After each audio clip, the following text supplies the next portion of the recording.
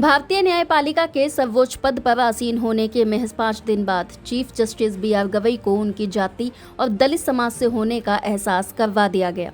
14 मई को बी.आर. गवई ने सीजेआई के तौर पर शपथ ली और 18 मई को महाराष्ट्र गोवा बार एसोसिएशन ने बी.आर. गवई के सम्मान में एक समारोह का आयोजन किया, जिसमें सीजेआई के लिए जो प्रोटोकॉल होता है उसकी अनदेखी की गई। दरअसल सीजेआई के रूप में नियुक्ति के बाद महाराष्ट्र गोवा बार काउंसिल ने सम्मान समारोह आयोजित किया था।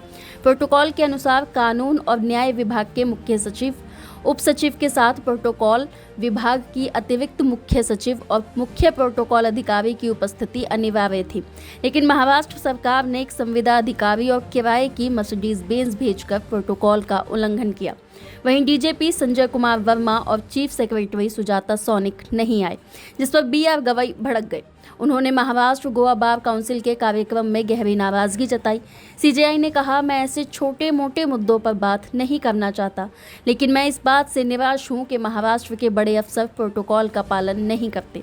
सीजेआई ने भव्य मंच से कहा, महाराष्ट्र राज्य का एक व्यक्ति चीफ जस्टिस ऑफ इंडिया होते हुए पहली बार महाराष्ट्र आता है और ऐसे में महाराष्ट्र के चीफ सेक्रेटरी और डीजीपी या पुलिस कमिश्नर को वहां जाने की ज़रूरत महसूस नहीं होती, तो इस बारे में उन्हें सोचना चाहिए।